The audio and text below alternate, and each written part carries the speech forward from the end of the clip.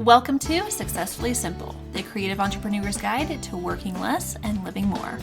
I'm your host, Erin Flynn, and this season on the show, we're tapping into the brainpower of multiple experts per episode, getting their take on various topics. You're going to love it. Let's dive in. Hey there, and welcome back to the show. Now, when we see successful entrepreneurs online, it often seems like they have everything together and that everything they touch turns into gold, right? But I promise you that is not the case. In fact, for most successful entrepreneurs, there are a lot of quote unquote failures that lead up to the success that you see. So today I asked our experts, how have the failures in your business helped you learn and grow? I'm really excited about this. Let's hear what they have to say. It's Alicia Robertson, founder of livingoverexisting.com and your business coach for all things building a business and life with intention. So for me, my entire business has been built on failures.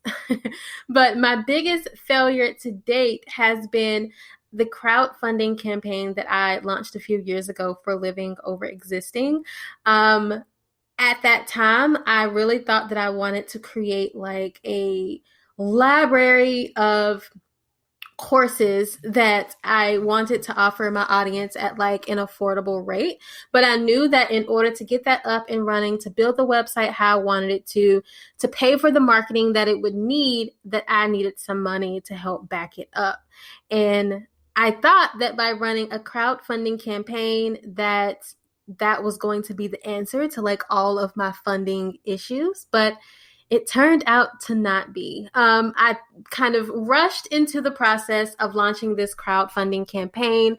I didn't take the time to really like nurture my audience about it, to build relationships with people who I knew would be able to contribute to it. But I knew that I had an idea and I needed to fund that idea, so I just went for it. And it was about a month-long process of me constantly talking about this campaign, of me recording videos, of me, going live, of me emailing people and cold emailing people, which I absolutely hate, just for me to get to the end of the month of this crowdfunding campaign and to had only raised, I think, $2,500 out of the $30,000 I was trying to raise. And I was absolutely crushed. It was a big failure. My ego was hurt. I was embarrassed. It was an overall just hot mess. But it took me some time to really get to a point where I could look back at that failure and look at it more as like a blessing in disguise, really. Because now that I think about it, that business model that I was trying to build wasn't sustainable. It wasn't going to work. It would have taken forever for me to hit my income goals. And it really wasn't something that I wanted to do. It sounded good at the moment. It seemed like it worked for other people. So it was kind of like, yeah, it'll work for me. So I'm thankful that, that crowdfunding campaign didn't go the way it should have, because I would have ended up pouring $30,000 into a business model, into an idea that I, one, wasn't excited about, two, really wasn't going to work. It really wasn't a sustainable model in the first place. So I'm just glad that it didn't work out, because I would have wasted so much time and so much money, and I would have ended up right back at square one again. So I think when it comes to failures, people always think that the failure is like the end of the road, but the failure is what's going to help you to get to the next level. So we really have to look at that failure of, okay, what good has come out of this? For me, the good that came out of that failed crowdfunding campaign was I had to take a step back and think about what it was that I really wanted out of my business. And it really forced me to reevaluate the type of business model that I was trying to put out there. So don't think of a failure as the last attempt or the end of the road or the final, chance that you have to build a successful business. I know it's hard right now, and I definitely think that you should cry your cries and like be in your feelings for a while. But once you come out of that, definitely look back at that and say, okay, well, what did I learn from this? Or how can I grow from this? Or what did this failure teach me? So I always think of failures as little blessings versus it's just the end of the road for what you're doing. So don't let it get you down. I know it sucks right now, but failure doesn't have to be the last time. Like, you can get back up, brush yourself up, and try and try and try again until you figure it out. That is what entrepreneurship is about. All right, you guys, I'm Alicia Robertson. If you want to connect with me, you can head over to Instagram and find me at the Alicia Nicole. Hi, I'm Jordan Gill from System Saved Me. For me, failures, I call them lessons or opportunities, generally because failures makes it sound like you can't come back from that. Like that's the end of the score. And the cool thing about business is it's not ever the end of the score if you plan to be in business for a long time. So I would say a major failure that I had or lesson would be back in 2017. I did a System Saved Me summit, and it was super fun in the sense that I got to collaborate with a lot of awesome people that I'm still connected to and I'm friends with now. And the actual event was really fun. However, on the back end, I was planning to launch a membership site, and one person signed up. Like one singular person signed up for the membership, and I had spent all this money on branding. I had spent all this money on this beautiful website, all of this stuff, and I broke even on the summit, like 10 grand out, 10 grand in. And I was like, that sucks. So it was a failure in the sense of, I didn't make any money from that. However, if I look at the intangibles or even some tangibles that came from it, in the sense that, I got to be more connected and collaborate with a lot of those speakers on other projects that they were doing or that I've been doing. I also got exposure that then allowed me to get more clients or again, more collaborators or podcast opportunities, stuff like that. That's a lot of times what happens with launches is you're like out there and you're putting on this effort towards stuff. And then everyone's like, oh, I want you on my podcast. I want you, to talk to my mastermind, which is super fun. But so I've been able to leverage every failure, quote unquote, that I've had. And I've gotten a lot smarter about what opportunities or what marketing strategies I move forward with. And I would say now we've come to a part where we really have honed them in, and we are pretty good at determining if an opportunity is or was a good decision or not for us. So that is one big failure that I've had. But if you want to connect more and learn more from me, you can go to systemsaveme.com or find me on Instagram at systemsaveme, and we can totally have a DM combo.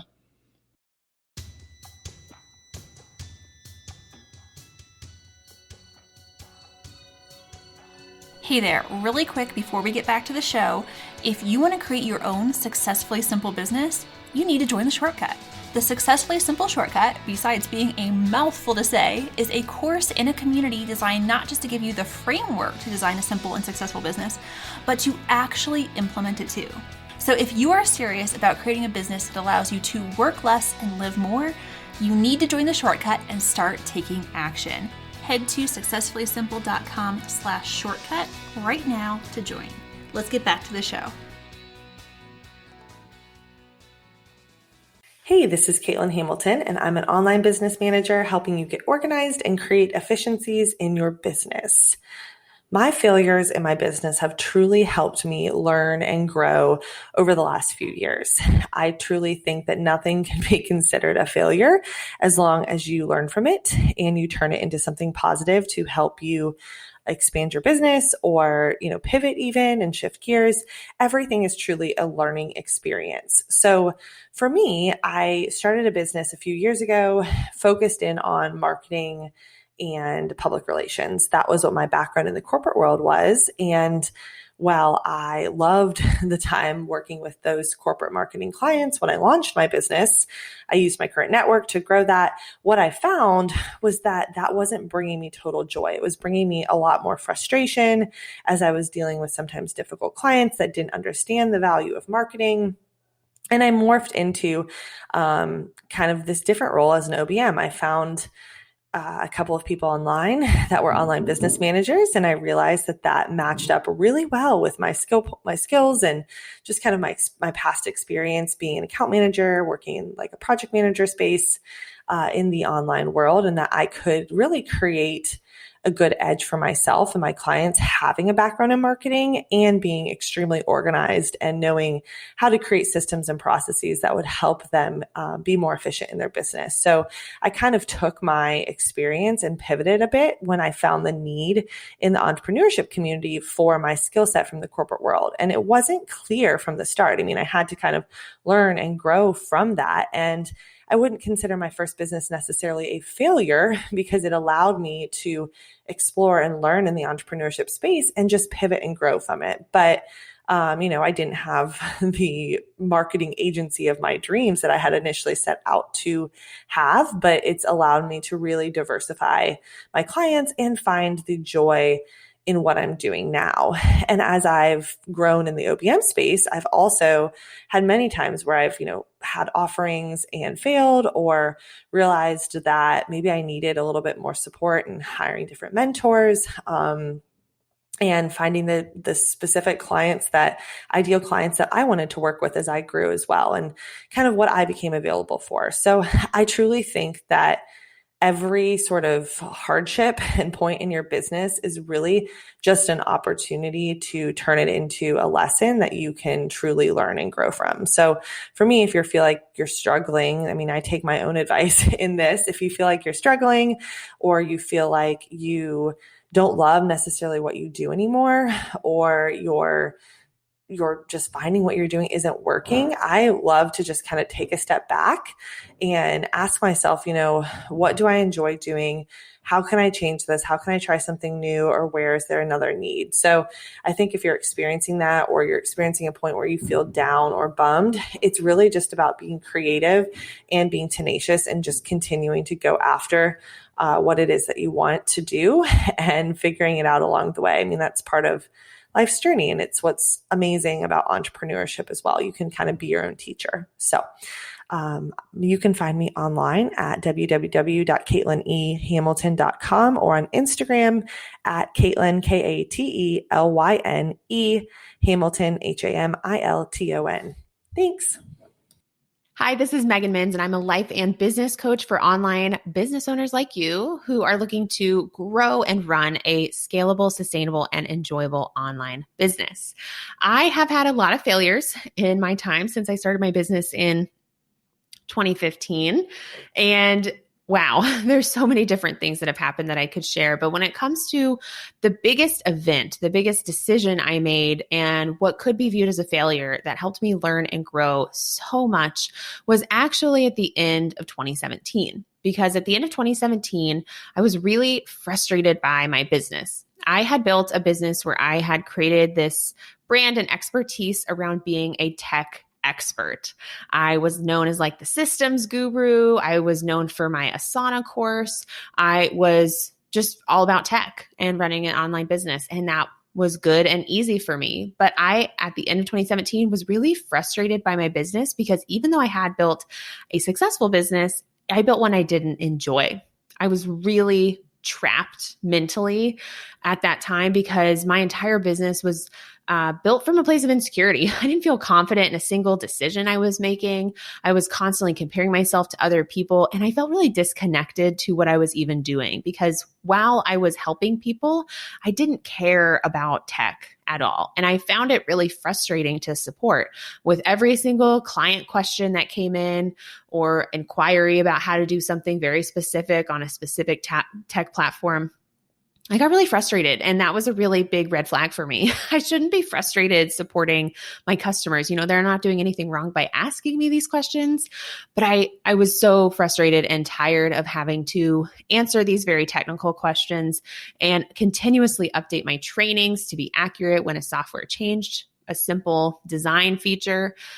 And I just felt a little lost. I knew at the end of 2017, I wasn't happy with the direction of the business and I wanted to shift gears, but I was all over the place as to what that could look like. There were a lot of different options and I didn't quite feel confident or connected to any of them. So I was really discouraged and disappointed.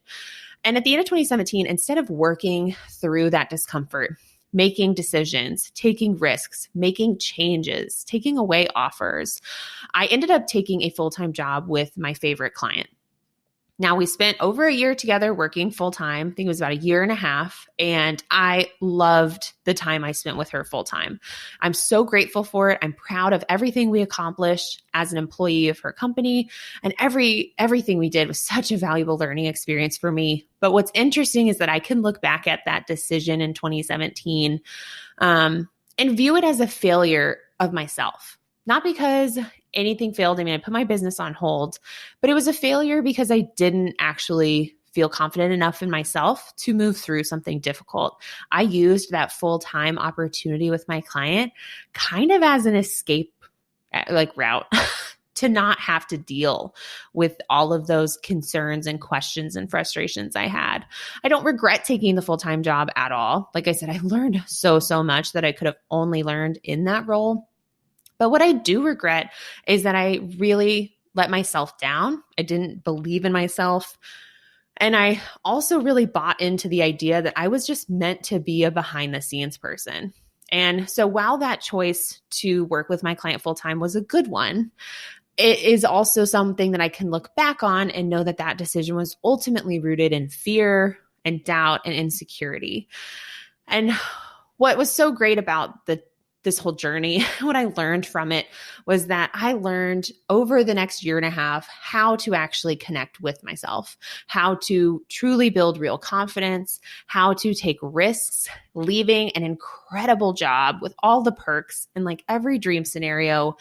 And I ultimately did take a risk by leaving that full-time job to go back to being a business owner. So I learned so much. And what I would love for you to take away from this is that wherever you are, whether you're a side hustler, a full-time entrepreneur, any step of the way, I want you to start really learning to connect with your intuition and learning how to trust yourself and making decisions based on just whatever you think feels like the right decision, even if it isn't like the most strategically sound decision, because that was such an incredible thing for me to learn that has really changed my life forever.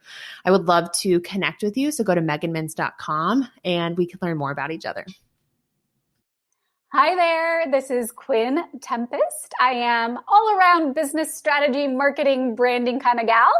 And the question today is, how have failures in my business helped me learn and grow? Oh gosh, which failure? There's so many of them, both personally and professionally. But you know what? I'm the kind of person that I think we need to learn how to fail. And I think entrepreneurs especially need to get comfortable with failure and get really good at reflecting back on failure after kind of being in the throes of it and saying, what was the lesson I learned from that? Because that's really the only way you can move forward. It's inevitable that you will fail. It matters more with what you do after the failure. So for me, a more fresh failure happened earlier this year. So I have a membership community that I lead called the Create Your Purpose Collective. It is filled at this point with about 60 women entrepreneurs at all stages of building their business. And so a year ago, it was my first time doing it. And I did a beta where I got 30 members into my community, which was amazing. So 6 months later, it was time to do another enrollment period. And I thought, oh, well, I got 30 last time. I can totally get 30 this time. And so I just figured that's going to be my goal. But then here's the problem. I had never launched before. So I first didn't have a marketing strategy for it. I didn't even know how to go about it. And then secondly, I was doing so much to upgrade the beta behind the scenes. I was filming the course videos professionally. I was writing scripts for those videos. I was creating the first landing page because for the beta, I didn't do anything other than a couple of emails. I was doing so much behind the scenes that when it came to actually launching and marketing the thing, I didn't have much energy left. So what happened was I got 14 new members. Now, don't get me wrong. That was a really great number now. And I got perfect members for my community. But at the time, it totally broke me. I had gone into this thinking, oh, I'm going to get 30 members, no problem. I got 30 last time. But I didn't connect the dots that I didn't have a strategy. I didn't have energy or time to talk about what happened, to tell the stories of the beta members. I didn't approach it correctly. And truthfully, I took that number 14 personally. I made it a reflection of my self-worth. I thought I was bad at this. I thought I should give up. I thought, why even try if you can't replicate the same success you had before? And I took it personally. Of course, there were other things going on at the same time. I was getting feedback from my beta group, and 99 out of 100 of them said it was amazing, but then there's like one or two that just had a negative comment, and that got to me. And so it brought up so many raw parts of myself. When your livelihood is tied up with your purpose, it's hard when things don't work out. And I took it personally. But I'm so thankful that happened, because it showed me I needed to breathe more space between my self-worth as a human and my role as an entrepreneur. To know that just because I didn't hit a goal, which by the way was probably not the right goal to be establishing my first time out, just because I didn't hit it didn't mean that I was less worthy or less valuable. It just meant I had some things to learn. It means I needed to look at how I spent my time better for the next launch. It means I needed an actual strategy. And all of these things helped me take action. So I hired a coach to help me come up with a strategy. I even had a launch schedule where I would take care of myself, take baths, bake cupcakes, so that I wasn't always focused on numbers during the actual launch. So since you're listening to this, don't do what I did. Well, actually do it. Fail hard. But once you're out of the throes of it, look back and ask yourself, what did I learn? And more importantly, what am I going to do next? That's where resiliency is born. And resiliency is the mark of a purpose-driven entrepreneur that's going to be around for a while. So keep going, look back, ask yourself those hard questions. I know failures can be hard. It's something I actually share a lot about to my email list. I write a series of emails every Friday called Postcards on Purpose, which have intimate stories from my own failures and lessons. So head to my website, quinntempest.com, go down to the footer, and you can subscribe right there if you want to hear about how I'm navigating failures and reflecting back on the lessons that I learned. Hey, it's Erin again, and oh my gosh, I loved this episode so much. Hearing how our experts have overcome and learned from failure is just incredible. And I don't know about you, it makes me feel really motivated to go and try new things that maybe I was afraid of failing at before. I would also love to hear how you have learned and grown from failures, quote unquote, in your business. So be sure to head to Successfully Simple on Instagram and give us your expert take. Can't wait to get the conversation going over there. See you on Instagram. Thank you so much for tuning in. Now, any links mentioned in this episode will be included in the show notes at successfullysimple.com. Find us at Successfully Simple on Instagram and tell us what you think on this topic. And if you really loved this episode, please take 2 minutes to leave us a review. It really helps us out and it helps others find the show. Thank you so much, and we'll see you in the next episode.